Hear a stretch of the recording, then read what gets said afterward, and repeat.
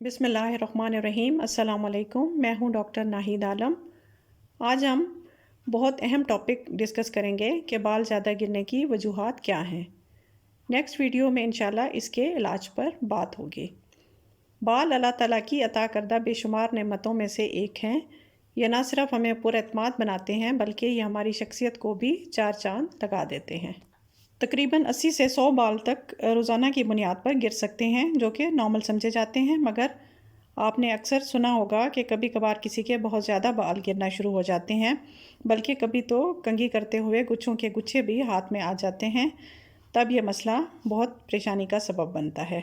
بال ایک پروٹین جسے کیراٹن کہا جاتا ہے اس سے بنے ہوئے ہوتے ہیں۔ روٹین میں تو جتنے بال گرتے ہیں اس سے زیادہ نئے اگاتے ہیں، لیکن جب یہ تناسب خراب ہو جائے اور گرنے والے بال زیادہ ہو جائیں تو اسے ایکسیسو ہیئر فال کہا جاتا ہے۔ اب دیکھتے ہیں اس کی وجوہات کیا ہو سکتی ہیں۔ اس کی سب سے بڑی وجہ موروثی ہوتی ہے، یعنی بال گرنا اکثر لوگوں کو وراثت میں ملتا ہے، خاص طور پر مردوں میں یہ سب سے بڑی وجہ ہے۔ کچھ فیملیز میں عمر بڑھنے کے ساتھ مرد حضرات کے بال کم ہونا شروع ہو جاتے ہیں، خاص طور پر دونوں سائڈز پر فرنٹ سے کم ہونا شروع ہوتے ہیں، اور آہستہ آہستہ گنج پن بھی ہو سکتا ہے۔ یہ کچھ فیملیز میں ایسا چلتا ہے، اسے میل پیٹرن بالڈنس کہا جاتا ہے۔ نمبر 2، خواتین میں ایسا ہارمونز کی خرابی کی وجہ سے ہوتا ہے، خاص طور پر PCOS میں۔ اس میں خواتین کے بال اوورال پورے سر سے گرنا شروع ہو جاتے ہیں، خاص طور پر خواتین کی مانگ چوڑی ہونا شروع ہو جاتی ہے، یا اکثر خواتین یہ شکایت کرتی ہیں کہ ان کی چٹیا بہت پتلی ہو گئی ہے۔ خواتین میں سے فیمیل پیٹرن بالڈنس کہا جاتا ہے۔ نمبر 3، بال گرنے کی تیسری بڑی وجہ غذائیت کی کمی ہے۔ اکثر لوگ بیلنس ڈائٹ نہیں لیتے، جس وجہ سے ان میں آئرن، کیلشیم یا کچھ وائٹامنس کی کمی ہو سکتی ہے، خاص طور پر وائٹامن ای یا وائٹامن سی کی۔ اسی طرح کچھ منرلز یعنی زنک یا سیلینیم کی کمی سے بھی بال کافی کمزور ہو جاتے ہیں اور گرنا شروع ہو جاتے ہیں۔ نمبر 4، اکثر اوقات یہ دیکھا گیا ہے کہ آج کل کی خواتین تیل لگوانے میں آر محسوس کرتی ہیں، اس طرح بالوں کو مکمل غذائیت مل نہیں پاتی جو انہیں مضبوط بنانے کے لیے درکار ہوتی ہے، اور بال روکھے ہو کر گرنا یا ٹوٹنا شروع ہو جاتے ہیں۔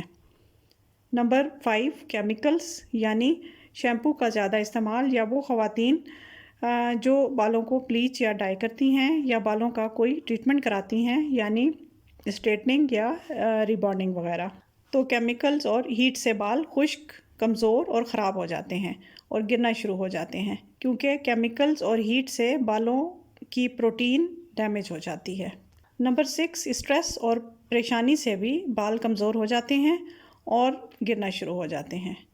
نمبر 7، کینسر کے علاج سے بھی اکثر اوقات بال وقتی طور پر جھڑ کر یا تو بالکل ختم ہو جاتے ہیں یا کافی کم رہ جاتے ہیں، مثلاً کیموتھراپی یا ریڈیشن یعنی شعاؤں کے علاج سے۔ نمبر 8، کچھ دوائیاں جیسا کہ خون پتلا کرنے والی دوائیاں، بلڈ پریشر کے لیے استعمال ہونے والے بیٹا بلاکرز، مانع حمل گولیاں یعنی چابی والی گولیاں، یا پھر اینٹی ڈپریسنٹس، یہ تمام دوائیاں ہیئر فال کراتی ہیں۔ نمبر 9، کچھ بیماریاں مثلاً آٹو امیون ڈیزیزز یا تھائرائڈ پرابلمز میں بھی بال گرنا شروع ہو جاتے ہیں۔ نمبر 10، کچھ انفیکشنز جیسا کہ فنگل انفیکشنز، یہ خشکی کرتے ہیں اور اس طرح سے بال گرانا شروع کر دیتے ہیں۔ نمبر 11، کچھ خواتین بال بہت کس کر باندھتی ہیں جس سے وہ کھنچ کر جڑوں سے نکل آتے ہیں، اسے ٹریکشن ہیئر فال کہا جاتا ہے۔ نمبر 12، پریگننسی، حمل کے دوران ہارمونز خواتین میں بڑھ جاتے ہیں تو بال بھی اچھے اور گھنے ہو جاتے ہیں، لیکن ڈیلیوری کے بعد جب یہ ہارمون کم ہو جاتے ہیں تو بال گرنے کا سبب بنتے ہیں۔ امید کرتی ہوں آپ کو یہ ویڈیو پسند آئی ہوگی۔ Doctor Naheed Alam's medical and gynae guide کے فورم سے اب مجھے اجازت دیجیے۔ اللہ نگہبان۔